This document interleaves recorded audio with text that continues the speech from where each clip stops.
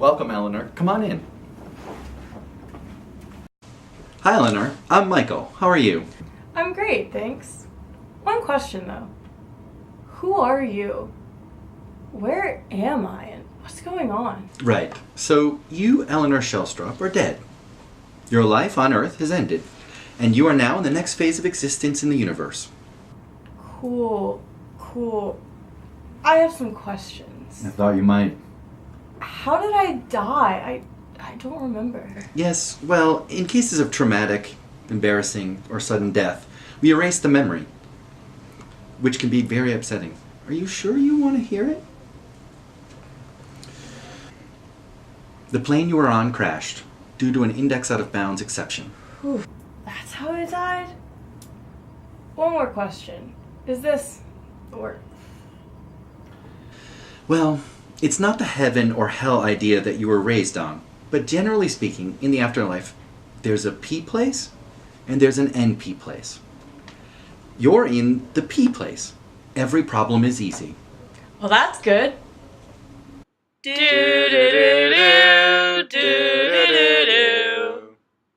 Eleanor and Tahani, I want you to meet your soulmates, the witnesses to your verifiers.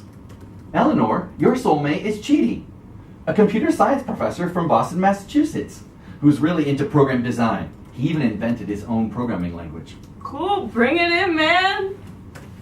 Tahani, meet your soulmate, Gianu, a rock star programmer who's so deep in the flow, he hasn't spoken in 12 years. We're having a big welcome party for everyone this weekend, and I thought it would be a really fun icebreaker if we get all together in teams and we present solutions to fun HackerRank challenges. We would love to host.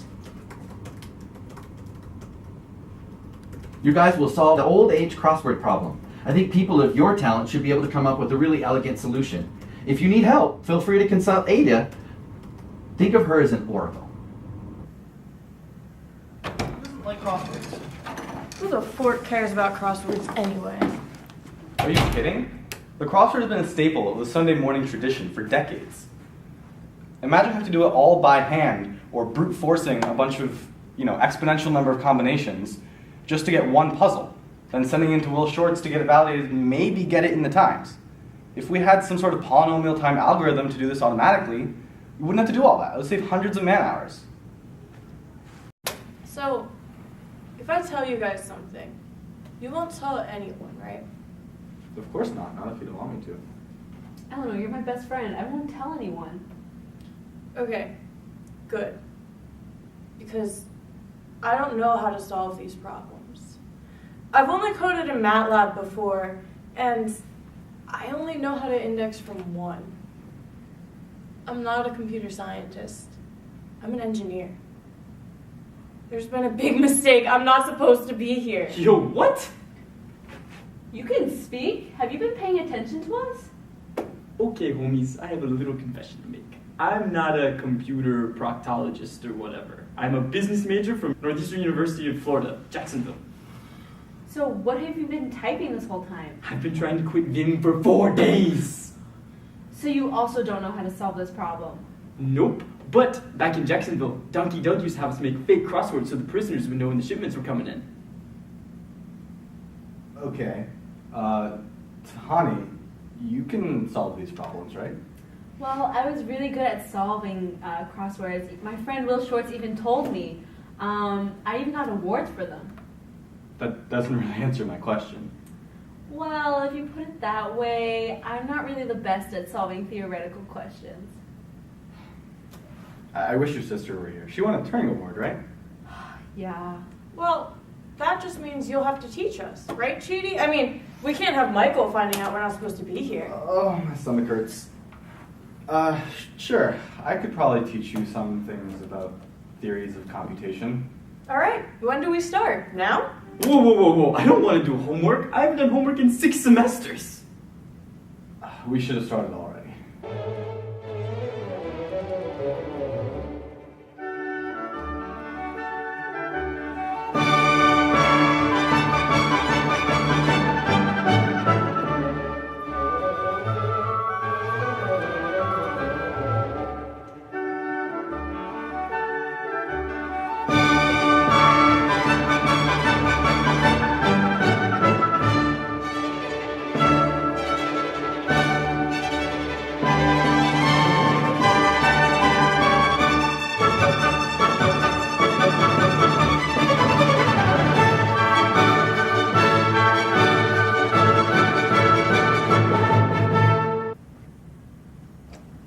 Yo, homies, I got it.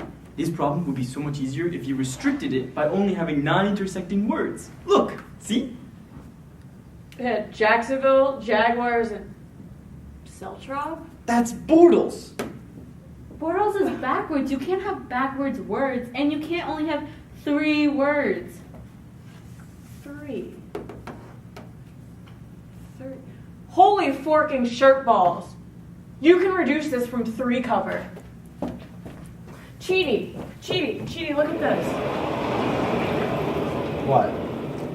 We can reduce from 3 cover.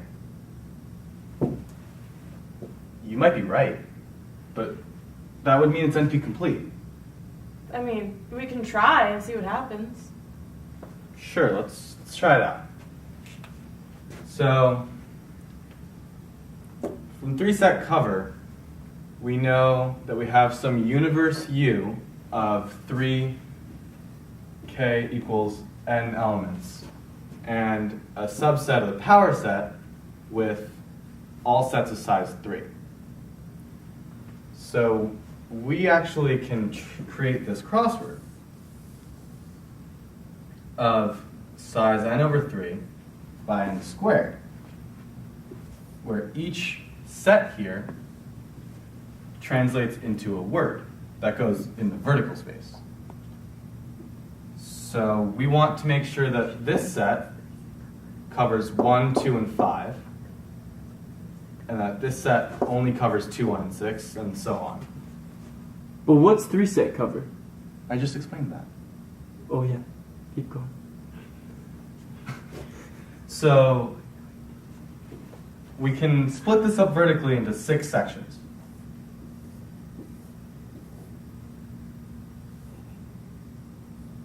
This section will be responsible for covering 1, this section 2, this section 3, 4, 5, and 6. So we cover everything in our universe. Each of these will also have n sections. So you have 6 sections in each of Right. the 6 sections. Right. Okay. So this ends up being n by n. Right.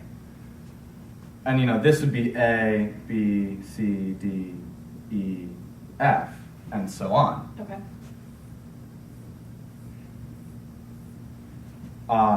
But you want to index them because you don't want to have, repeated words. You want everything to be unique. So A1, B1, I like C1, the indexing D1, from E1, 1. F1. It brings me back to my MATLAB. I like it. I'm just gonna keep moving on from there. I don't know.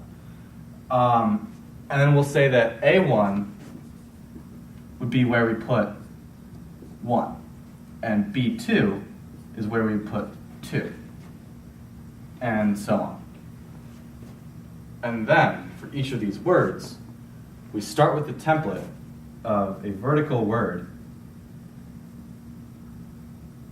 being A1, B1, C1, D1, E1, F1, A2, B2 to F2,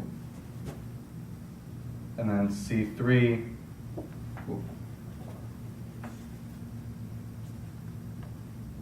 A3, so on, until we get to F6. That's our vertical word template. And then for every set, whatever element it covers, we replace that corresponding letter with that element. So A1 gets replaced with 1. B2 gets replaced with 2. Over here you have D5, 5, F5, all the way to F6. And that would be the set 1, 2, 5. And you keep doing this. And this fits in the vertical row. If we fit it here, 1, B1, C1, so on and on. We get A1, A2, 2, C2, and so on. And we would fill it all the way down. Because the set doesn't have 3, its 3 slots are just the number, just the letters. But what about the sideways words? So that's what we have to worry about. But we only have n over 3 sets in our universe. So any cover is only going to have n over 3 words, or sets. So we know on this crossword, this can be of width 2. And because we need to cover ones, only once, not twice or 0 times, we include the sideways words 1A1 and A11. And this is because we can have our own words that we tell them, right? Yeah, so we have to create the words. Right? In our reduction from 3-set cover to crossword, we create the template and we create the library, or the dictionary. So we have these words, but we don't have A1, and we don't have 1. So any valid cover will have either 1A1 or A11.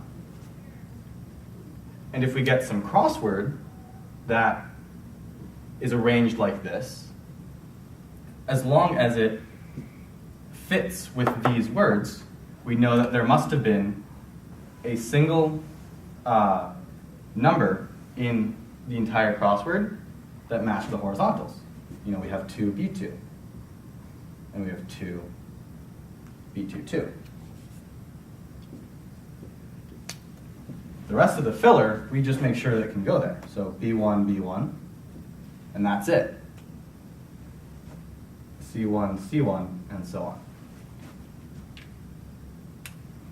So is this problem NP complete? We only just show that it's NP hard. Well, can we verify it in polynomial time? Well, this is where I shine. I can go in and I can make sure that all the words fit in the downs and the crosses. All right, I guess so. P place, more like NP place. The crossword problem is NP complete, isn't it?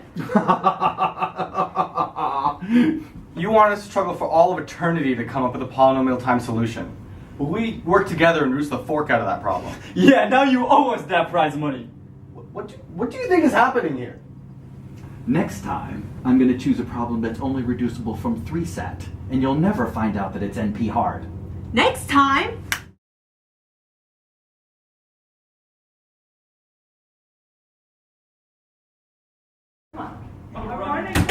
Oh, it's locked. You can't close it all the way.